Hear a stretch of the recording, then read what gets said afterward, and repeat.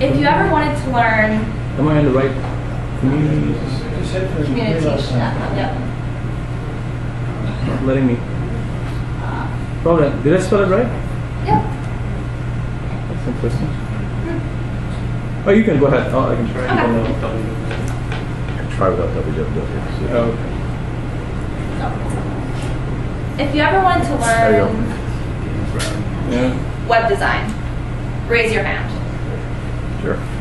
Now, if you know how to do web design, raise your hand. That is what Communiteach is all about. In every city, in every neighborhood, in every room, people can be learning from each other. There's just no easy way to do it, until now. With Communiteach.com, we make learning easy. You plug in your profile with the skills you want to learn and the skills you know how to teach, and we'll match you up so you can meet with someone in your area in person to learn for free.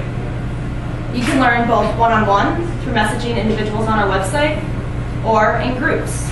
Learn anything from cooking to knitting to web design. This is not a paid teacher search engine.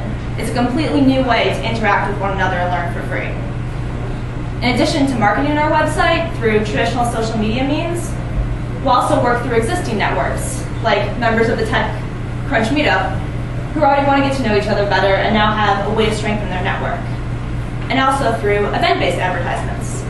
We're currently organizing an event called Learnapalooza, which will be going on in Wicker Park next weekend, with over 75 free classes taught by community members in 10 different locations in Wicker Park. So people can get excited about that free learning and then do it all year round.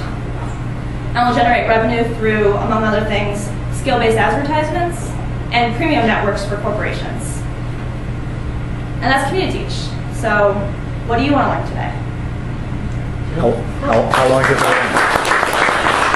How far in its life is it? Communiteach is 1 year old, 6 months old?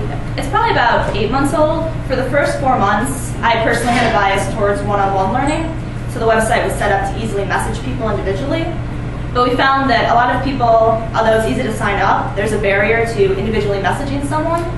So we shifted about 4 months ago to also have this group learn it option, and that way you can have multiple teachers and learners. And once you have even that option, it makes people more likely to do the individual learnings as well. So about 4 months since we started looking at that. How do you monetize? We have a few different strategies for revenue generation.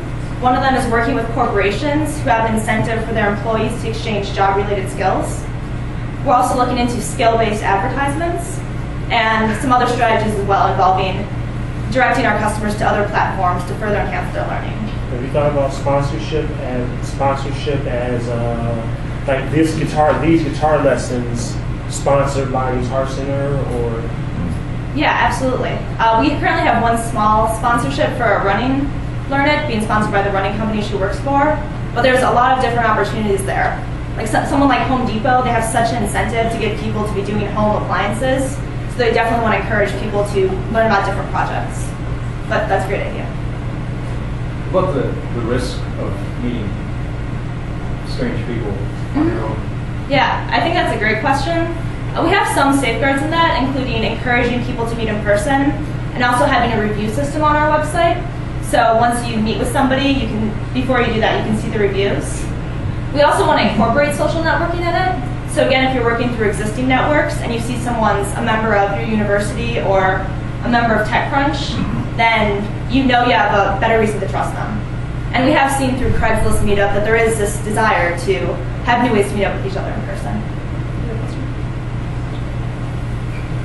Yes. Would there be a central place to capture all the lessons in a particular area, like a version of, let's say, Wikipedia? Here's all the important things to learn about this particular subject over here, and aggregate everything together in one spot. We're definitely interested in examining those other options that exist online, and we think it'd be great if our website could be an easy source to search for TED Talks, Wikipedia articles based on skill and based on neighborhoods. While at the same time, the overall purpose of our website will stay focused on primarily encouraging these in-person learnings. But any services we can provide to make that easier will be great. I'm just wondering how you're going to incentivize this for people who would be wanting to teach. How do you motivate people to continually give and give and give of their time are you going to implement something on the level of what Cramster does, where it uses that to actually get monetary incentives, or that you can get redeem points that say a sponsor is, like you said, sponsoring that they can actually go and then use what part of the revenue that you actually get, they could achieve by actually being really good at their job and get maybe perhaps something related to the skills that they teach, or just how are you going to make sure that these people are going to continue to give and give and give of their time? Even, you know, as right now it seems like it's a goodwill gesture, but, you know, how do you know that that person actually knows what they're talking about in the first place? No, that's a great question. One thing we're looking into right now is incorporating community credits into the system, where you start with 3, and then every time you learn something, you give a community credit. Every time you teach something, you'll get one. So that way we can sort of incentivize people to participate in this learning market through non-monetary means. But there also are a lot of other options as well, like you pointed out, that we'll explore. I might suggest you consider comic corn kernels. I think that could possibly be very nice. I also think a big thing on LinkedIn is asking questions and responding to questions so you can gather expertise. I don't know how many questions are asked per day, but it's probably pretty active on LinkedIn. So you could probably use the activity on LinkedIn to bolster your case. Yeah, we're interested in ways you can enhance the profile by showing your expertise and give that extra way to interact with the teacher. And asking questions is definitely a great way to do that. How are you addressing the critical mass per locality issue? I mean, some places who do things like this will go city by city. Some will throw it open to the whole world. I mean, if I'm up in northern Lake County where I live, if I'm looking for a guitar teacher, you know, the odds of me finding one are probably pretty low today. So how have you chosen to manage that tension? That's a great question. On a high level, we're definitely looking into a city-by-city approach. But when you get more granular, we think one benefit of our website is it can get to a critical mass within a very small community. So if just a few people of, for example, TechCrunch Chicago wanted to sign up, they would then have an incentive to encourage other members of this small community they want to know to sign up as well, so they can learn more skills and get to know more people.